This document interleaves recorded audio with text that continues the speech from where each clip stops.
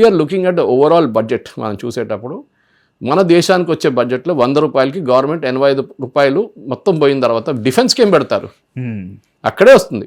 Defence sector మన last Nirmala Sitharaman గారు నిన్న బడ్జెట్లో కూడా చెప్పారు చాలా క్లియర్గా. లాస్ట్ 10 సంవత్సరాల్లో మనం పెట్టిన పెట్టుబడి దాని రిజల్ట్ ఆపరేషన్ సింధూర్లో వచ్చింది. ఎందుకంటే మనం బ్రహ్మోస్ తయారు చేసి పెట్టుకున్నాం అనుకోండి, 100 బ్రహ్మోస్ తయారు చేసాం. ఎక్కడ ఫైర్ చేస్తారు? యుద్ధం కావాలి కదా, అది 5 సంవత్సరాల తర్వాత అని వాల్యూ పోతుంది. కోరుకోవట్లేదు, బట్ చెప్తున్నాను 5 సంవత్సరాల తర్వాత అది వాడుకోలేము మనం. దివాళీ పటాకలాగా కాల్చుకోలేము కదా అక్కడ తీసుకెళ్ళి దాన్ని మళ్ళీ డిస్మాంటిల్ చేసి అమ్యునిషన్ అంతా పడేసి వస్తుంది. It's life is over. Then you to generate a new set of things. So somewhere all the way you need a war. దానికోసం ఎక్స్పోర్ట్ చేస్తున్నాం మనం. ఎవడో ఎక్కడో కొట్టుకుంటాడు, వాడికి ఇచ్చేద్దాం, వాడు బాంబు టెస్ట్ చేసుకుంటాడు, మనకు కూడా తెలిసిపోతుంది పని చేస్తుందా లేదా అని చెప్పేసి. అది అనమాట. That's why we are selling BrahMos to Philippines and all these people. ఆర్మీనియాకి అమ్మాం మనం. So we are selling different. అది ఇప్పుడు మనం ఎక్కడైతే సేల్ చేస్తామో కాన్స్టెంట్ గా war kind of conflict situations ఉందో, లేకుంటే వాళ్ళకి భయం ఉందో.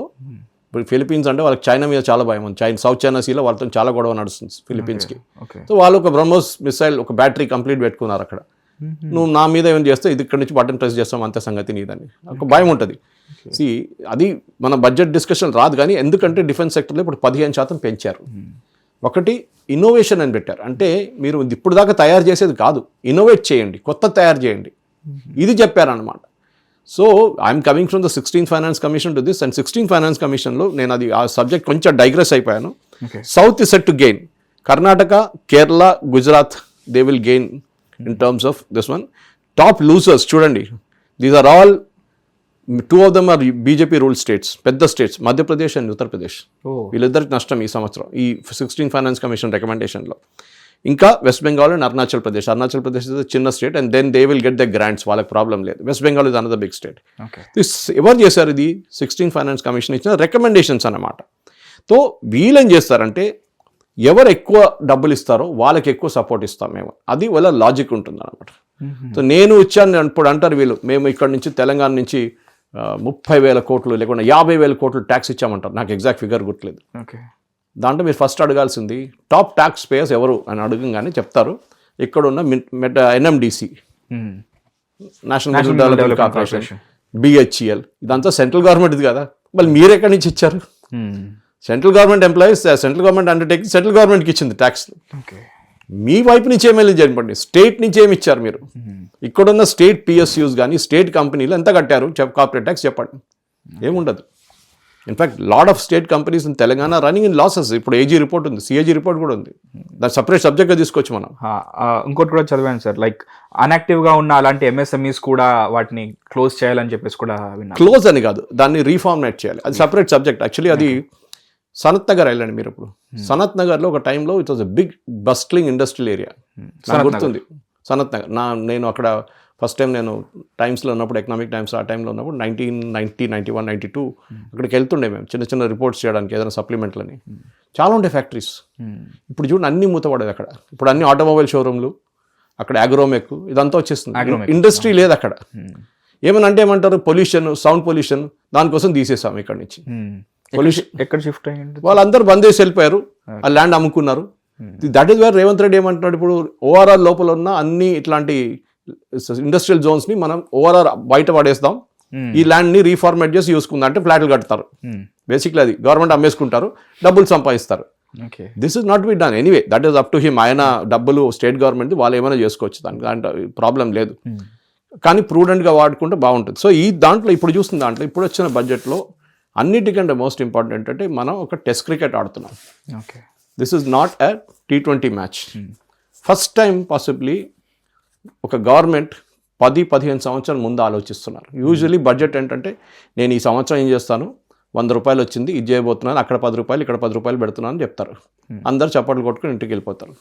ఆ 10 రూపాయలు ఇచ్చేదో లేదో ఎవడు చెక్ చేయడు. తర్వాత CAG ఆడిట్లో తర్వాత వస్తుంది, వాడికి 10 రూపాయలు ఇచ్చాడు, వాడు 5 రూపాయలు ఖర్చు చేశాడు, 5 రూపాయలు ల్యాప్స్ అయిపోయింది. ఇది రెగ్యులర్గా నడుస్తుంటుంది. సో ఇప్పుడు మన దగ్గర మెయిన్ ఫ్యాక్టర్స్ ఏంటంటే inflation is well under control. Okay, it's about 3% and less than that. In fact dangerous. అంత ఇన్ఫ్లేషన్ తగ్గకూడదు, ఎందుకంటే స్టాగ్ఫ్లేషన్లో వచ్చేస్తాం. మన తర్వాత కన్జంప్షన్ జరగదు, కన్జంప్షన్ ఉండదు. ఇన్ఫ్లేషన్ ఉండాల్సిందే, హెల్తీ ఇన్ఫ్లేషన్ ఉండాలి. మన GDP టు ట్యాక్స్, మన బారోయింగ్ రేషియో అదొకటి చాలా ఇంపార్టెంట్. మనం అప్పు తీసుకుంటున్నప్పుడు మనం కట్టొచ్చా లేదా, మన కెపాసిటీ ఉందా, అప్పు తీసుకోవడం తప్పు కాదు. తీర్చగలవాలి. ఫర్ ఎగ్జాంపుల్ మీరు ఒక ఇల్లు తీసుకుంటారు, 80 లక్షలో ₹1,00,00,000 ఇల్లు అపార్ట్మెంట్ తీసుకుంటారు.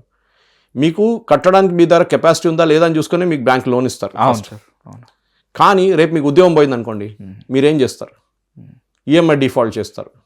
1 నెల 2 నెలలు 3 నెలలు వెయిట్ చేస్తారు వాళ్ళు. దాని తర్వాత నోటీస్ ఇష్యూ చేస్తారు, ఏం బాబు నువ్వు డబ్బులు కట్టట్లేదు, ఏం ప్లాన్ నీదని చెప్పి. మీరు హ్యాండ్స్ అప్ చేసేస్తే వాళ్ళు అది అమ్మేసుకుంటారు సర్ఫేస్ యాక్ట్ కింద. ద ప్రాబ్లం అక్కడ వస్తుంది అనమాట. So we should ensure that hour debt to GDP, మన గ్రాస్ డొమెస్టిక్ ప్రోడక్ట్ ఎంత ఉందో దాని జీడిపి బట్టి 50% దగ్గర ఉంటే ఇట్ ఇస్ రీపేయబుల్. కానీ మన దగ్గర కొన్ని రాష్ట్రాలు, కొన్ని states have got very high deficit state to GDP. ఏ స్టేట్స్ అది ఇప్పుడు మనం మెన్షన్ చేయకూడదు, ఎట్లాంటి డిబేట్లో it will be big dispute. But వాళ్ళు ఏమంటారు, మీరు చెప్పిన ఫిగర్స్ తప్పంటారు, అది మోదీ చెప్పిండు, దానికోసం సురేష్ చెప్పిండు అని చెప్తారు. అది కాదు, స్టాండర్డ్ గా ఒకటే ఉంటుంది. అదే స్టార్ పెట్టేసి కండిషన్స్ అప్లై అని పెట్టారు సార్, అంతే.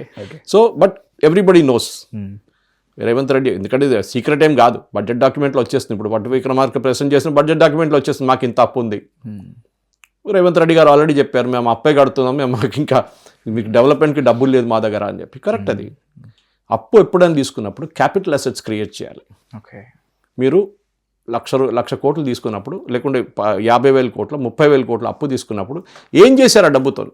నేను అందరికి ఫ్రీ పంచేసాను, రోడ్డు మీద నిలబడి అందరికి లైన్లో డబ్బులు ఇచ్చేసానంటే ఏముంటుంది వాల్యూ? మళ్ళీ దానికి మీరు డ్యామ్ కట్టారా, రోడ్లు కట్టారా, స్కూల్ కట్టారా, హాస్పిటల్ కట్టారా, ఏదైనా ఇన్ఫ్రాస్ట్రక్చర్ ప్రాజెక్ట్ చేస్తారంటే దాని క్యాపిటల్ అసెట్ వాల్యూ ఉంటుంది. ఆ వాల్యూ పెరుగుతుంది. రేపు రోడ్ కట్టి దాని మీద టోల్ కలెక్ట్ చేస్తే మీకు నెక్స్ట్ 30 సంవత్సరాలు కలెక్ట్ చేసుకోవచ్చు దాని మీద.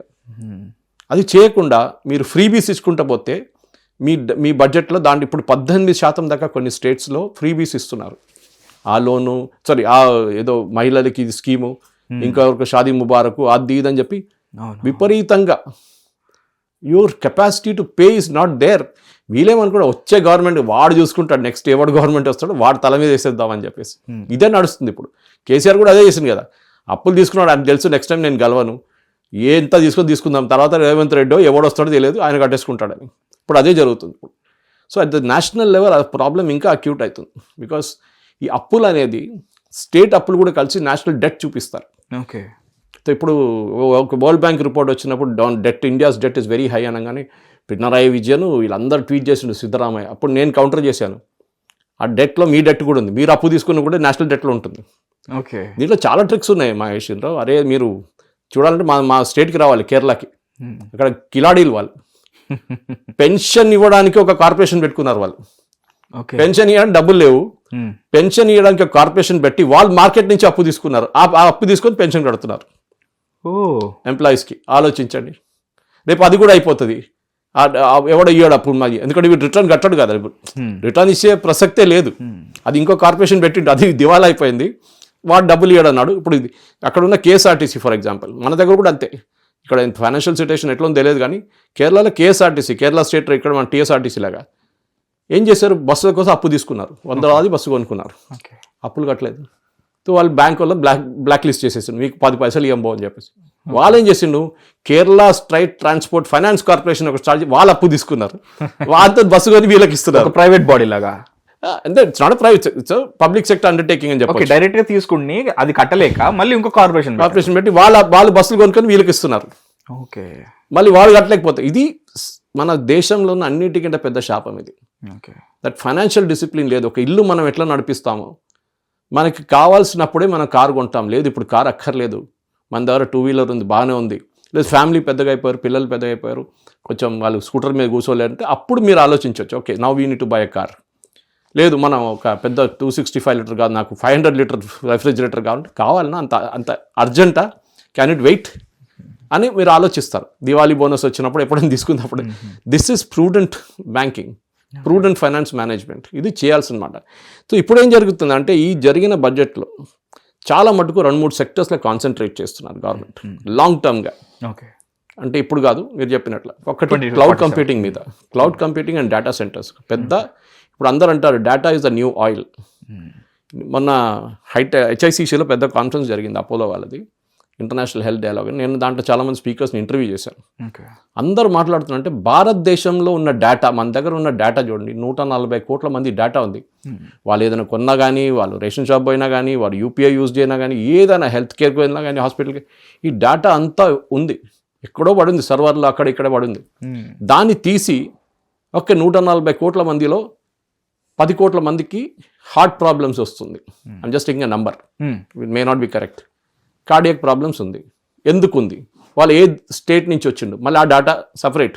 ఓకే, ఈ స్టేట్లో ఉన్న వాళ్ళకి ఎక్కువ వస్తుంది, ఆ స్టేట్లో ఏ డిస్ట్రిక్ట్లో ఎక్కువ ఉంది, ఆ డిస్ట్రిక్ట్లో ఏ ఏజ్ గ్రూప్లో ఎక్కువ ఉంది, ఆ ఏజ్ గ్రూప్లో ఒబేసిటీ ఎక్కువ ఉందా, ఏమి ఎక్కువ, you can divide the data. మీరు స్లైస్ అండ్ డైస్ చేయొచ్చు, ఏఐ యూజ్ చేసి డైస్ చేయొచ్చు, slice and dice. It's huge business. ఆ డేటా కోసం సస్తున్నారు యూరోప్ లాంటి కంట్రీస్ అంతా. డేటా లేదు వాళ్ళ దగ్గర. ఫిన్లాండ్కి వెళ్ళండి, స్వీడన్, వాళ్ళ పాపులేషన్ చాలా తక్కువ, వాళ్ళు ఏం చేయగలరు? అండ్ వాళ్ళ గురించి మీరు 10,000 మంది డేటా చేసుకుని ఏం చేసుకుంటారు? ఇక్కడ 1 కోటి మంది డేటా మనం టక్మని ఇచ్చేస్తాం కావాలంటే. సో ఆ డేటాని ఇండియాలో బేస్ చేయడానికి ఇప్పుడు మన దగ్గర ఉన్న డేటా మొత్తం చాలా మట్టుకు ఫారిన్ సర్వర్స్లో కూర్చుంటుంది. వాళ్ళు వాడుకుంటున్నారు ఆ డేటాని. ఫర్ ఎగ్జాంపుల్, నేను ఎగ్జాంపుల్ ఇస్తాను. చాట్ జీపీటీ ఇది అన్నిటికంటే ఎక్కువ నెంబర్ ఆఫ్ యూజర్స్ భారతదేశంలో. వాళ్ళ డేటా అంతా ఎక్కడుంది? యూఎస్ దగ్గర పడుతుంది. వాడు ఆ డేటా వాడుకుంటున్నాడు. వీడు ఏం చెక్ చేస్తున్నాడు, వీడు ఏం అడుగుతున్నాడు, వాడు ప్యాటర్న్ ఏంటి. అమెజాన్కి వెళ్ళండి, అమెజాన్లో మీరు ఆర్డర్ చేస్తారు, వాడు ప్యాటర్న్ ఎస్టాబ్లిష్ చేస్తారు, మీరు ఇట్లాంటి ప్రోడక్ట్స్ ఆర్డర్ చేస్తాడు, నెక్స్ట్ వీడిని టార్గెట్ చేయాలి. మీరు చూసుంటారు, మీరు ఒకసారి ఫ్లైట్ బుకింగ్కి వెళ్ళి ఫ్లైట్ బుకింగ్ చేయకుండా చాట్ మన క్లియర్ ట్రిప్ లేకుంటే మేక్ మై ట్రిప్ బయటకు వచ్చేస్తే వెంటనే యాడ్స్ వస్తూ ఉంటాయి. They will keep chasing you till you book it or you cancel it. మీరు అది ఇగ్నోర్ చేస్తే మళ్ళీ ఆడు రిమైండ్ చేయడం ఇంకా నెక్స్ట్. కానీ 10 సార్లు అయితే రిమైండ్ చేస్తారు. ఫ్లైట్ ఒకటే కాదు సార్, ఏదైనా అప్లైస్ టు ఎనీథింగ్. యా, ఎందుకు నేను ఒక వెళ్ళి ఒక ప్లేస్లో పార్క్ చేశాను మన ఒక రెస్టారెంట్ దగ్గర. తర్వాత నేను ఆ దగ్గర రెస్టారెంట్ దగ్గర ఇంకో ప్లేస్కి వెళ్ళాలని మ్యాప్ వేసుకుంటే last time you park here అని నాకు చూపిస్తుంది గూగుల్ మ్యాప్లో. అంటే that is showing you that me data ఎంత దాకా సెక్యూర్ ఉందా అనేది. Data is not secure at all. So government ఇప్పుడు ఏమంటున్నారంటే మీ డేటా సెంటర్స్ గూగుల్ ఇప్పుడు విశాఖపట్నంలో పెడుతున్నారు, అట్లనే అమెజాన్ క్లౌడ్ ఉంది, క్లౌడ్ సర్వీస్ మీరు ఇండియాలో బేస్ చేయండి. ఈ డేటా మీరు బయట పెట్టకూడదు అని చెప్పి ఒక రూల్ తీసుకొచ్చారు. కానీ దాన్ని అంత స్ట్రిక్ట్గా ఇంప్లిమెంట్ చేయలేదు, ఎందుకంటే మన డేటా సెంటర్స్ లేదు మన దగ్గర. Okay, Amazon tomorrow turn around ask, సరే మేము పెడతాం, చెప్పండి ఎక్కడుంది మీ డేటా సెంటర్స్, ఎక్కడుంది చెప్పండి.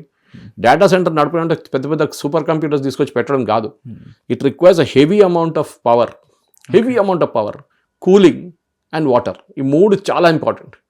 ఈ 3 మీరు ఎక్కడ ఇవ్వగలుగుతారు చెప్పండి. పవర్ ఎట్లా ఇస్తారు మీరు? మీకు ఆల్రెడీ పవర్ ప్రాబ్లమ్స్ ఉన్నాయి చాలా చోట్ల. సో మీరేం చేస్తారు? ఇప్పుడు న్యూక్లియర్ పవర్కి వెళ్తున్నారు. ఎందుకంటే విండ్ కానీ మీరు రిన్యూబుల్ ఎనర్జీ సోలార్కి వెళ్తే ప్రాబ్లం ఏంటో, వర్షం పడింది ఆ రోజు 10 రోజులు కరెంట్ అది సన్ లేకుంటే సోలార్ పనిచేయదు, విండ్ లేకుంటే పనిచేయదు, కోల్ బొగ్గుది మనకి ఒక రోజు అది అయిపోతుంది, ద రిలయబిలిటీ లేదు, బ్రేక్ డౌన్ అయింది, బాయిలర్ బస్ట్ అయింది, హైడల్లో నీళ్ళు లేవు. But nuclear does not have that problem. 24/7 పనిచేస్తుంది as long as you're putting uranium rods into it. So nuclear మీద మనం చాలా యాక్సెంట్ ఇస్తున్నాం. పెద్ద కల్పాకం లాగా లేకుంటే కూడం లాగా పెద్ద ప్రాజెక్ట్స్ కట్టకుండా కైగా లాంటిది we are building small breeder reactors. Last బడ్జెట్లో అనౌన్స్ చేశారు, పాలసీగా అనౌన్స్ చేశారు. నేను అదే చెప్తున్నాను. So what government is doing is outside the budget policy announce చేస్తున్నారు. బడ్జెట్లో పాలసీ అనౌన్స్ చేయట్లేదు. నేను ఎగ్జాంపుల్ ఇస్తాను మీకు. ముందు రైల్వే బడ్జెట్ ఉంటుండే ఒక టైంలో, మీకు గుర్తుంటుంది, పెద్ద పెద్ద రైల్వే బడ్జెట్లు. గణికన్ చౌదరి, మమతా బెనర్జీ, రాలు ప్రసాద్ వీళ్ళు ఎక్కడ ఉన్నారో వాళ్ళ కాన్స్టిట్యున్సీ 3 కొత్త ట్రైన్లు, వాళ్ళ కాన్స్టిట్యున్సీలో ఆగే 10 ట్రైన్లు అన్ని చేస్తారు వాళ్ళు. సపరేట్ రైల్వే బడ్జెట్ ఏంటి అంటే ఇప్పుడు రైల్వే బడ్జెట్ ఎక్కడుంది? It's part of the union budget. ఈసారి 10.2% ఇంక్రీజ్ ఇచ్చారు. ఇంక్రీజ్ ఇచ్చారు. ఏం చేస్తారు? ఆ డబ్బులు తీసుకెళ్ళి అశ్విని వైష్ణవ్కి ఇచ్చేస్తారు. చూడు బాబు, ఇంత లక్షలు, ఇన్ని కోట్లు మీకు ఇచ్చేస్తున్నాం, ఇన్ని కోట్లు, you do what you want with, you develop your policy. ఆయన ఏం చేస్తారు? నేను ఈ సంవత్సరం 27 వందే భారత్లు పెట్టబోతున్నాం. ఇప్పుడు already 7 high density high speed corridor announce చేశారు. ఎవరు అది ఇంప్లిమెంట్ చేయాల్సింది? Railway ministry, Ashwini Vaishnaw. He has been given a budget. అది ఇప్పుడు ఇమీడియట్ ఇంప్లిమెంట్ కాదు, అది 8 సంవత్సరాలు పడుతుంది, 5-7 మినిమం. ఎందుకంటే ఫస్ట్ సర్వే చేయాలి, ఈ ట్రాక్లు ఎక్కడి నుంచి పోతే ఎక్కడి నుంచి పెట్టాలి. ఇప్పుడు ఎగ్జిస్టింగ్ ట్రాక్ కాదు కదా, దాని పక్కన ఉండాలన్నా ఇంకెక్కడ పెట్టాలన్నా చూడాల్సి. దాని తర్వాత దాని ఒక ల్యాండ్ అక్విజిషన్ ఉంటుంది, దాని తర్వాత టెండర్ పిలుస్తారు, దాని డిజైన్ ఉంటుంది, మస్తు పనులు ఉంటాయి. సో ప్రతి సంవత్సరం బడ్జెట్లో అమౌంట్ పెడతారు దానికి. ఫస్టే తీసుకొచ్చి 1,00,000 కోట్లు ఇవ్వరు, 1,00,000 కోట్లు తీసుకెళ్ళని చెప్పారు. తీసుకొచ్చిన వెంటనే కూడా ఇంప్లిమెంట్ అవ్వదు. So it will get lapsed. So they have to use it. దాని ఆ డబ్బులు తీసుకుని ఇంకెక్కడన్నా వాడుకోవచ్చు, 10 హాస్పిటల్ కట్టొచ్చు. అవును సార్. సో ఇదే చెప్తాను, ఈ మిగతా ఎక్కడైనా కానివ్వండి we have to use the money prudently అనమాట. సో రైల్వే బడ్జెట్ ఇప్పుడు దాంట్లో వెళ్ళిపోయింది. ఇప్పుడు ఏమైంది చూడండి, రైల్వేల ముందు ట్రైన్స్ అనౌన్స్మెంట్ ఉంటుంది, 30 ట్రైన్లు ఈ సంవత్సరం స్టార్ట్ చేసి, ఇప్పుడు 3 నెలలకు మోదీ గారు జెండా చూపించి 3 వందే భారత్లు పంపించేస్తున్నారు. అప్పుడు మీరు ఆలోచిస్తారు, అయితే ఈ వందే భారత్ అనౌన్స్మెంట్ ఎక్కడ లేకుండే కదా, లాస్ట్ 2 వారాల ముందు అనౌన్స్ చేశారు వందే భారత్ స్టార్ట్ అవుతుంది ఈ రూట్ నుంచి ఈ రూట్ అని. అది నడుస్తుంది ఇప్పుడు. ఓకే, లాంగ్ టర్మ్ పాలసీ అంతా, షార్ట్ టర్మ్ కాదు. నాకేమొస్తుంది, నాకెంత ఇన్కమ్ ట్యాక్స్ ఉంది, మిడిల్ క్లాస్ ఏడిపోతే నేను కూడా మిడిల్ క్లాసే, మన ఏడుపు కూడా అంతే. కానీ అది కాదు కదా, మన దేశంలో ప్రతి వ్యక్తి జిఎస్టీ కడుతున్నారు. ప్రతి వ్యక్తి, the most poorest of the poor. ఎందుకు? ఆయన షాప్లో వెళ్ళి ఏమైనా కొంటే దాంట్లో జిఎస్టీ ఉంటుంది, పాల ప్యాకెట్ కొంటే దాంట్లో జిఎస్టీ ఉంటుంది, ప్రతి దాంట్లో జిఎస్టీ ఉంటుంది. Okay, not the low end పాలు, హై ఎండ్ పాలలో ఉంటుంది. సో అట్లాంటి దాంట్లో మనం చూస్తున్నట్టు everybody is paying tax, but they are paying different kinds of taxes. Income tax అనేది సాలరీ క్లాస్, ఎందుకంటే టీడీఎస్ పట్టుకుంటారు, it's deducted at source itself. సరే, అది ఒక గవర్నమెంట్ దగ్గర వీళ్ళు ఏం అడుగుతాం, మన మిడిల్ క్లాస్ ఏం అడుగుతాం, మేము ఇంత డబ్బులు ఇస్తున్నాం కదా, మాకు మంచి హాస్పిటల్ లేదు, మాకు మంచి రోడ్లు లేవు, అంత గుంతలు, వర్షం వస్తే చెరువులు అయిపోతే రోడ్లు అని. ఇది మన కంప్లైంట్. మా డబ్బులు ఎక్కడ పోతున్నాయి? మేము రోడ్ ట్యాక్స్ కడుతున్నాం బండి కొన్నప్పుడు, ఆ రోడ్లు ఇట్లా ఉంది ఎందుకు? మా ఎమ్మెల్యే ఏం చేస్తారు? The problem is you're spending on unproductive things. మీరు అడగట్లేదు ఎవరు, ఎందుకు బస్సు ఫ్రీగా ఇవ్వాలి? చాలామంది మహిళలు ఉంటారు, వాళ్ళకి కొంచెం మంచి బస్సులు ఇచ్చేస్తే వాళ్ళు డబ్బులు ఇచ్చి ఆ బస్సులో పోతారు. మీరు మెట్రోలో చూడండి, ఎంతమంది అమ్మాయిలు ట్రావెల్ చేస్తారు, వాళ్ళు బస్సులో ఎందుకు వెళ్ళట్లేదు? డబ్బులు ఇచ్చి, ఎక్కువ డబ్బులు కట్టి, వాళ్ళు మినిమం 60 రూపాయలు 50 రూపాయలు ఉంటుంది ticket. Facility and safety, they are seeing that. Because ఆ బస్సులో రష్ ఎక్కువ ఉంటుంది, మేము దాంట్లో వెళ్ళలేము, I want certain level of comfort, air conditioning కావాలి అని దీంట్లో వెళ్తున్నారు. So who is able to pay, వాళ్ళు పే చేయనియండి. ప్రాబ్లం ఇక్కడ నేను ఎగ్జాంపుల్ ఇస్తాను మీకు. మన దగ్గర తెలంగాణలో 1 కోటి మంది రేషన్ కార్డులు ఉన్నాయి, 1 కోటి రేషన్ కార్డులు ఉన్నాయి, అప్రాక్సిమేట్ 85 lakhs ఉండే, మళ్ళీ 15 lakhs ఇప్పుడు ఇష్యూస్. మన పాపులేషన్ 4 కోట్లు 4.5 కోట్లు ఉండొచ్చు. ఇప్పుడు తెలియదు, సెన్సస్ జరగలేదు. మన స్టేట్ ఏమంటారు ఎప్పుడు చూడండి, మనది రిచెస్ట్ స్టేట్ ఇన్ ఇండియా. మన కేటీఆర్ గారు అంటుండే, మన పర్ క్యాపిటల్ జీడిపి చూడండి చాలా ఎక్కువ. అదే మళ్ళీ 1 కోటి రేషన్ కార్డులు ఎందుకండి? 1 కోటి రేషన్ కార్డులు అంటే కొంతమంది పేదలు 4 లేదు, 1 కోటి రేషన్ కార్డులు, దాని మీద మినిమం ఒక ఫ్యామిలీలో 4 ఉన్నారనుకోండి, 4 కోట్లు అయిందా? ఈ పాపులేషన్ మొత్తం పేదోళ్ళ. హైదరాబాద్ సిటీలో 85 లక్షల వెహికల్స్ ఉన్నాయి ఇప్పుడు, 2 వీలర్ 3 వీలర్ 4 వీలర్. ఓకే, ప్రతిరోజు 1500 4 ఆర్టీఓలు యాడ్ అవుతుంది. ఏది? ఖైరతాబాద్, తిరుమలగిరి, నాగోల్ అండ్ కొంపల్లి. ఓకే, పక్కన పెట్టండి, మిగతా చుట్టుపక్కల చాలా ఉన్నాయి. ఇంకా అది కలుపుకుంటే ఇంకా 3,000 కూడా రావచ్చు ఒక రోజుకి. అంటే ప్రతి నెల మీరు 45,000 వెహికల్స్ యాడ్ చేస్తున్నారు. ఎక్కడ పోతున్నాయి ఈ వెహికల్స్ అని? రోడ్డు మీదకి వస్తుంది కదా. వాళ్ళకి డబ్బులు ఎక్కడి నుంచి వచ్చినాయి? పేదోళ్ళ వాళ్ళు. పేదోళ్ళు అయితే ఎక్కడి నుంచి వచ్చినాయి? వచ్చినాయి. You have to match these two data. చేయట్లేదు స్టేట్ గవర్నమెంట్. వాళ్ళకి తెలుసు ఓటు పోతాయని. Anyway that's a different point of the debate. కానీ అక్కడే డబ్బులు వేస్ట్ అవుతున్నాయి. ఆ డబ్బులు తీసుకొని మీరు రోడ్ ఇంప్రూవ్ చేయడమో మిగతా చేస్తే చాలా బాగుంటుంది. ఇంకోటి, ఇది మనం ఐటీ డేటా సెంటర్స్ డిస్కస్ చేస్తాం, దాంట్లో ఒక రీజన్ కూడా ఉంది. నేను దానికి ఎగ్జాక్ట్ రీజన్ చెప్పలేము, కానీ ఇప్పుడు రష్యా యుక్రెయిన్ వార్ జరిగినప్పుడు మనం రష్యా దగ్గర నుంచి ఆయిల్ కొంటుండే. మీకు తెలిసింది, పెద్ద ఇష్యూ అయింది. యూఎస్ మన మీద టారిఫ్లు పెట్టారు. 2 మెయిన్ కంపెనీస్, ఒకటి Indian oil corporation which is the PSU, ఒక ప్రైవేట్ కంపెనీ కూడా నియారా. మీరు చూస్తుంటారు, వాళ్ళు పెట్రోల్ బంక్ కనిపిస్తాయి మీకు. దాంట్లో రష్యన్ రాస్నెట్ అనే కంపెనీకి స్టేక్ కూడా ఉంది దాంట్లో. ఈ నియారా వారి ఈఆర్పి అంటే వాళ్ళు మొత్తం సిస్టమ్స్ రన్ చేసేది, ఎంటర్ప్రైజ్ రిసోర్స్. అది శాప్ జర్మనీ నుంచి.